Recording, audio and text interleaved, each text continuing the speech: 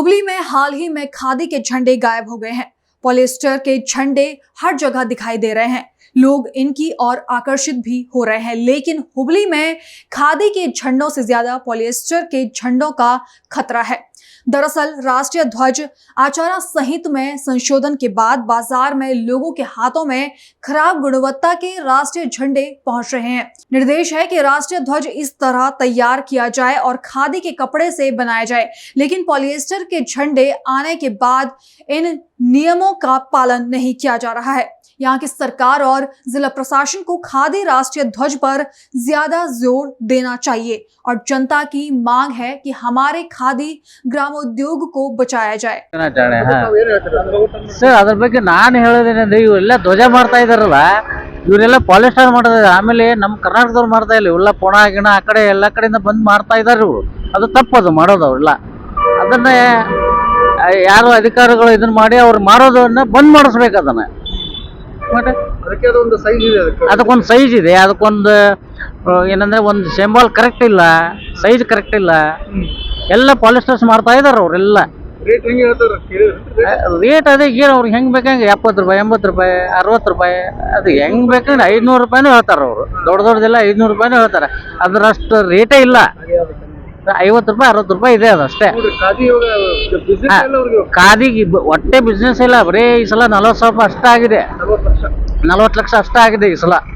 ಮತ್ತೆ ಅವರೆಲ್ಲ ಬೇರೆ ಬೇರೆ ಕಡೆ ಕೆಲ್ಸಕ್ಕೆ ಹೋಗ್ತಾ ಇದಾರೆ ಅವರು, ಅಲ್ಲಿ ಗರಗ್ನಲ್ಲಿ ಎಲ್ಲ. ಅದೇ ಎಲ್ಲ ಸೆಂಟ್ರಲ್ ಗೌರ್ಮೆಂಟೇ ಮಾಡ್ಬೇಕಿದು. ಮತ್ತೆ ಅವನ್ನೆಲ್ಲ ತೆಗೆದು ಸೆಂಟ್ರಲ್ ಗೌರ್ಮೆಂಟ್ ಮಾಡಬೇಕು, ಸ್ಟೇಟ್ ಗೌರ್ಮೆಂಟ್ನವರು ಅದಕ್ಕೆ ಅನುಕೂಲ ಮಾಡಬೇಕು ಅದನ್ನ. ಮತ್ತೆ ಅದನ್ನೇ ಮಾಡ್ತಾ ಇಲ್ಲ ಅಂತಂದ್ರೆ ಇವ್ರು ಏನು ಆಗಸ್ಟ್ 15 ಏನು ಮಾಡ್ತಾರೆ ಇವರು? ಬಸವರಾಜ್ ಎಸ್ ಹಳ್ಳಿಕೆರೆ.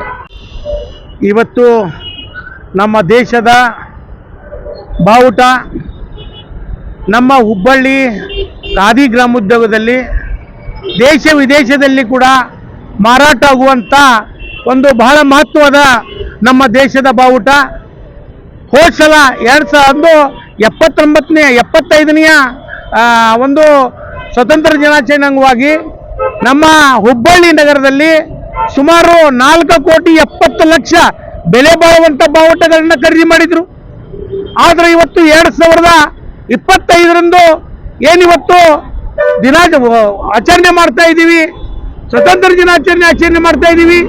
ಇಲ್ಲಿ ಬರೋ ಬಟ್ಟೆಗಳ ಮೇಲೆ ಆ ಚಕ್ರ, ಶಿವನ ಚಕ್ರ ಎಲ್ಲೋ, ಬಾವುಟ ಎಲ್ಲೋ, ಯಾವ ಊರಿಂದ ಬಂದು ಮಾಡ್ತಾರೋ ಅದು ಯಾವುದು ಹೇಳೋರು ಕೇಳೋರಿಲ್ಲ ಪರಿಸ್ಥಿತಿ ನಿರ್ಮಾಣ ಆಗೈತೆ.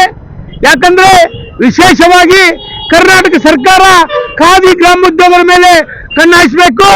ಯಾಕಂದ್ರೆ ಖಾದಿ ಗ್ರಾಮೋದ್ಯೋಗ ಮಾಯ ಆಗ್ತಾ ಇದೆ. ಇವತ್ತು ಬರೇ ನಮ್ಮ ದೇಶದ ಬಾವುಟ ಅಷ್ಟೇ ಅಲ್ಲ, ಕನ್ನಡ ಬಾವುಟ ಕೂಡ ಹಾಕೊಳ್ಳುವಂತ ಬಟ್ಟೆ ಕೂಡ ಇವತ್ತು ಸಣ್ಣ ಮಕ್ಕಳಿಗೆ ಖರೀದಿ ಬಟ್ಟೆ ಕೂಡ ಇವತ್ತು ಖಾದಿ ಮರೆ ಆಗ್ತಿದೆ. ಈ ಖಾದಿ ಗ್ರಾಮದ ಹೆಚ್ಚಿಸಬೇಕು, ನಮ್ಮ ದೇಶದ ಬಾವುಟಗಳನ್ನು ಹೆಚ್ಚಿಸಬೇಕು. ಯಾಕಂದ್ರೆ ಇದೇ ತರ ಬಿಟ್ಕೊತ ಹೋದ್ರೆ ನಮ್ಮ ದೇಶದ ಬಾವುಟ ಒಂದಾನೊಂದು ಕಾಲದಲ್ಲಿ ಗುರುತಿಡುವಂತ ಪರಿಸ್ಥಿತಿ ನಿರ್ಮಾಣ ಆಗ್ತಿದೆ ಅಂತ ಕೇಂದ್ರ ಮತ್ತು ರಾಜ್ಯ ಸರ್ಕಾರಕ್ಕೆ ಎಚ್ಚರ ವಹಿಸ್ತಾ ಇದ್ದೀವಿ. ಯಾಕಂದ್ರೆ ಈ ತರ ರಸ್ತೆ ಮೇಲೆ ಮಾಡುವಂತ ಬಾವುಟ ಆಗಬಾರ್ದು. ಒಂದು ಅದಕ್ಕೆ ಆದಂತ ಒಂದು ಬೆಲೆ, ಒಂದು ಮಹತ್ವದ ದಿನ ಅಂತ ಹೇಳ್ತಕ್ಕಂಥ ದಿನ ಐತೆ.